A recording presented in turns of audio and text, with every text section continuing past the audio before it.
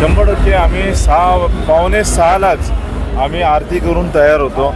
जी police प्रशासनाने वेल पत्रिका दिली होती त्याच्या हिशोबाने आम्ही आता DCP झोन 1 असतील, ॲडिशनल CP असतील यांना आम्ही विनंती केली आणि त्यांनी पण आमच्यासाठी आता मार्ग मोकळा करायचा प्रयत्न केला आहे। आमचं मुख्य हे महत्त्वाचं आहे की आमचा लाडका बाप्पा जे रथ आहे हे मुख्य मिरवणुकीत लवकरात लवकर सहभाग व्हावं आम्ही त्यांना विनंती केली आहे आणि ते त्याप्रमाणे ते कार्य करतात। पण ऑलरेडी 2 तास उशीर झाला आहे।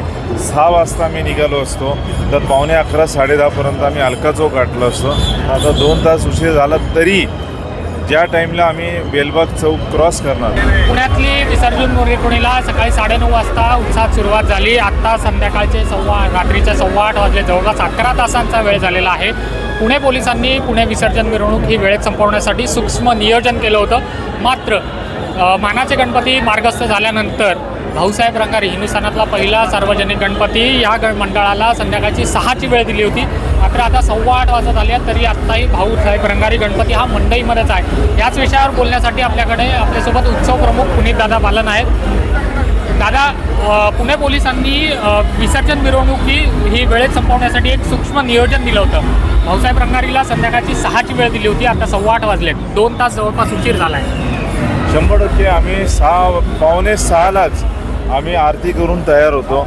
जी पोलीस प्रशासनाने वेल पत्रिका दिली होती त्याच्या हिशोबाने आम्ही आता DCP झोन 1 असतील, ॲडिशनल CP असतील यांना आम्ही विनंती केली आणि त्यांनी पण आमच्यासाठी आता मार्ग मोकळा करायचा प्रयत्न केला आहे आणि लवकरात लवकर आम्ही बेलबाग चौकात दाखल होतो। आता DCP ऋषिकेश रावले येऊन गेले, त्यांनी काय तुमचं आणि त्यांचं म्हणजे काय उशीर होतो का?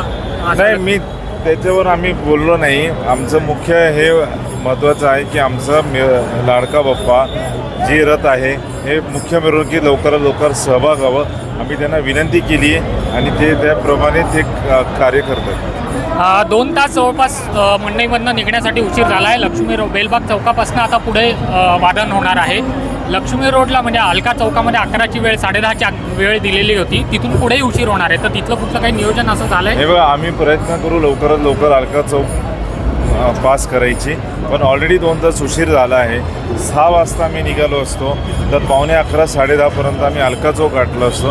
आता 2 तास उशीर झाला तरी ज्या टाईमला आम्ही बेलबाग चौक क्रॉस करणार मध्ये विविध कार्यक्रमांचं आयोजन केलं होतं, उत्साहाचं वातावरण होतं। आज बाप्पाला निरोप दिला जात आहे, काय भावना आहे? भावना आहे की आनंद आहे, पण दुःख पण वाटते की आज आपल्या लाडका बाप्पाला आम्हाला निरोप द्यायला लागतो। बाप्पाकडे काय साकडं घातलं आहे?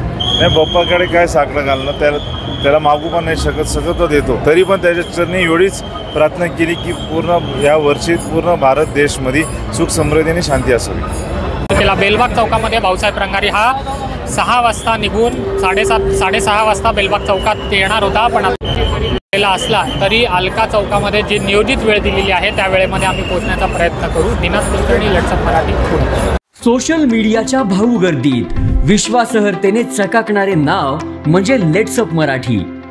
सगळ्यांना, सगळ्या नागरिकांना ती स्पीच, ती लेट्सअप वरील मुलाखती म्हणजे विचारांचा खजिना।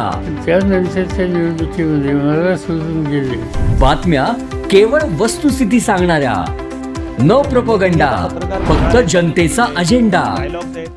क्योंकि आने वाला कल जाने वाला है, जाने वाला कल आने वाला है। राजकारण, मनोरंजन असो की क्रीडा क्षेत्र, महाराष्ट्राची स्पंदने संवेदनशीलतेने टिपणारे माध्यम म्हणजे लेट्सअप मराठी।